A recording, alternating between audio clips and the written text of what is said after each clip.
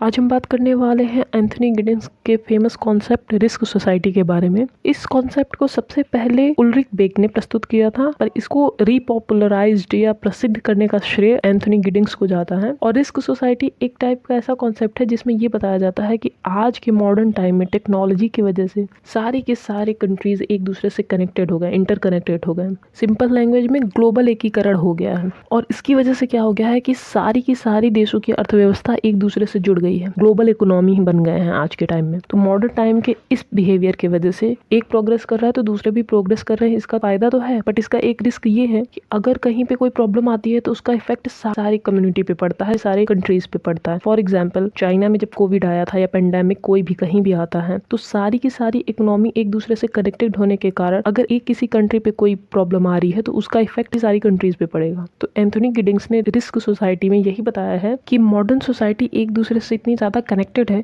कि यदि एक इकोनॉमी गिर रही है तो उसका असर बाकी की कंट्रीज पे भी पड़ेगा और वहां पे भी इकोनॉमी में गिरावट आएगी। चाइना में जब कोविड आया था तो वहां की अर्थव्यवस्था काफी ज्यादा गिरी थी, जिसका प्रभाव भारत, अमेरिका, ऑस्ट्रेलिया, इतनी सारे विकसित देशों पे भी पड़ा। सब जगह की अर्थव्यवस्था में गिरावट हो गई। जो ट्रांसपोर्टेशन है उस पर रोक लगने की वजह से अदर कंट्रीज के मैन्युफैक्चरिंग सेक्टर में रोक लग गई, खाने पीने की चीजें महंगी हो गई, आयात निर्यात पे प्रभाव पड़ा। तो रिस्क सोसाइटी सिंपली मीन्स कि अगर एक पे कोई प्रॉब्लम आ रही है तो उसका असर सब पे आएगा। इस तरह सब जुड़े हुए हैं एक दूसरे से। तो टेक्नोलॉजी के जरिए इंटरकनेक्टेड जो सोसाइटी है मॉडर्न टाइम में, वो एक साथ प्रॉब्लम भी फेस करती है। इसीलिए गिडिंग्स ने मॉडर्न सोसाइटी को रिस्क सोसाइटी के नाम से संबोधित किया था। इन शॉर्ट, जो हमारी सोसाइटी है वो क्या हो गई है, एक रिस्क सोसाइटी हो गई है, जहाँ पे हमें साथ में प्रगति तो करने का मौका मिल रहा है पर हम साथ में प्रॉब्लम भी फेस कर रहे हैं। और इस प्रॉब्लम को जब हम साथ में ही फेस कर रहे हैं तो हमें एक साथ मिलकर सामूहिक रूप से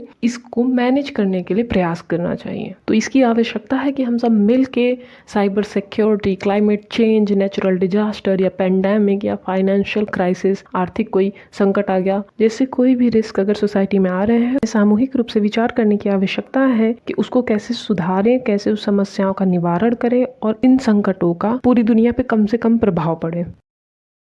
अगर आपको वीडियो अच्छा लगे तो वीडियो को लाइक, शेयर और चैनल को सब्सक्राइब कर लीजिएगा। आज के लिए बस इतना ही। धन्यवाद।